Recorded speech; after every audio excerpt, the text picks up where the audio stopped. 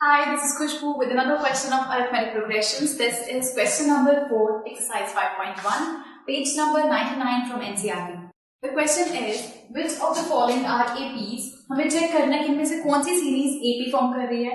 If they form an AP, find the common difference and write 3 more terms. और अगर वो AP form कर रहे हैं तो हमें उसका common difference find करना है और उसके next 3 terms लिखने हैं. So यहाँ पर सबसे पहले हम इस पार्ट पे देखें, पार्ट नंबर 7. इसमें हमारे पास दिया हुआ है 0, -4, -8 एंड -12.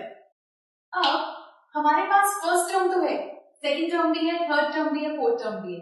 सबसे पहले हमें चेक करना है कि ये एपी है या नहीं. उसके लिए हमें देखना पड़ता है कॉमन डिफरेंस.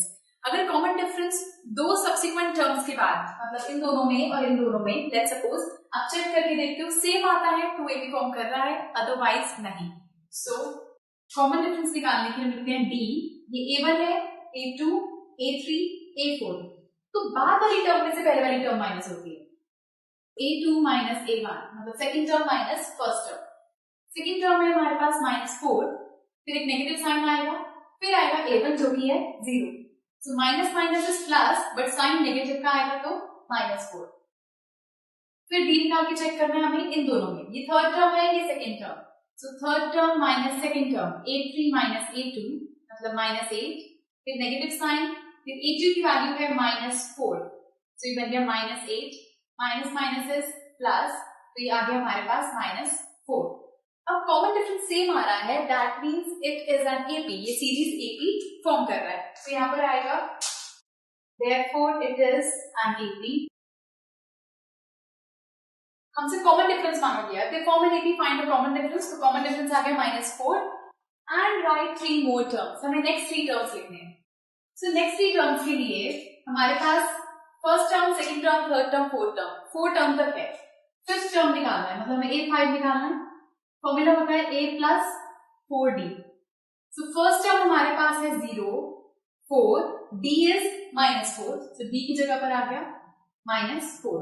सो 0 प्लस 4 4 जा 16, बट नेगेटिव 16 बिकॉज यहाँ नेगेटिव साइन है. सो 0 plus minus -16 means -16 is the answer. So -16 हमारा आंसर आ गया. नेक्स्ट होता है A6 जो कि होता है A plus 5D. First term plus 5D. So A first term हमारे पास है 0, 5, D कॉमन डिफरेंस है हमारे पास -4. सो 0 प्लस 5 4 जा 20 नेगेटिव साइन के साथ. तो 0 प्लस माइनस नेगेटिव 20, तो ये आ गई -20. So you see हमारे पास first term, second term, third term, fourth term, fifth term आ रही है -16, सिक्स्थ टर्म आ रही है हमारे पास -20. सेम वे हम इसकी सेवेंथ टर्म निकालेंगे. A7 is A plus 60. तो यहां से हमारे पास ये आएगा A7 is equal to first term 0 है, 6 और D है -4. तो ये बन जाएगा A7 is equal to 0 plus minus I mean multiplication में नेगेटिव साइन -24. सो ये आ गया -24. ये हमारी नेक्स्ट टर्म आ गई. तो ये है हमारी नेक्स्ट 3 टर्म्स. सेम वे हम निकालेंगे पार्ट नंबर 8 में. पहले चेक करेंगे कि वो एपी है या नहीं. 8 पार्ट -1/2, -1/2, -1/2, -1/2. इस सीरीज को देखकर ही पता चल रहा है कि ये एपी है. क्यों? क्योंकि एक भी टर्म में कोई चेंजेस नहीं है. इसका मतलब कॉमन डिफरेंस यहाँ पे 0 है, बट स्टिल हमें ये शो करके दिखाना है.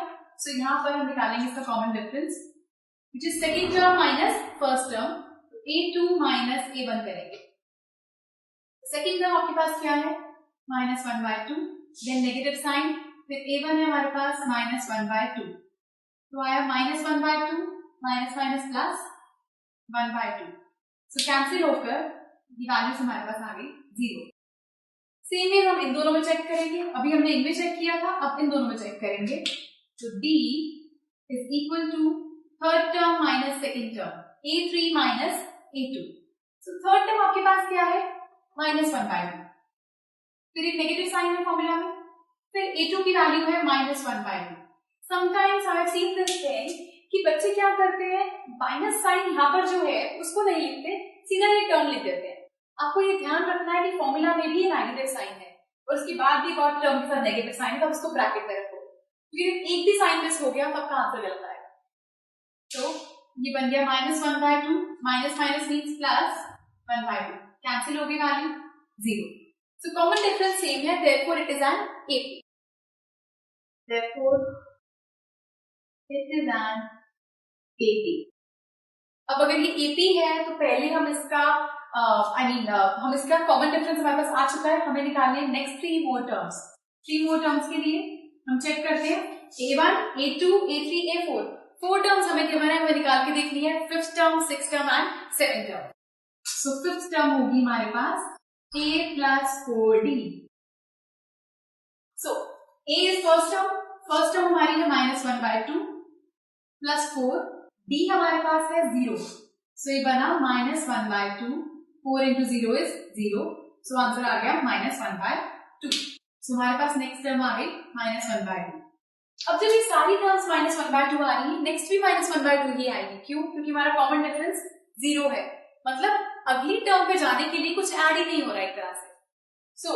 बट आपको ये शो करके दिखाना है, तो आप A6 भी दिखाओगे, A plus 5D, first term is -1/2 plus 5 into 0, तो -1/2 प्लस 0, 6 से आ गया -1/2, तो आपकी टर्म नंबर 6 आ गई -1/2।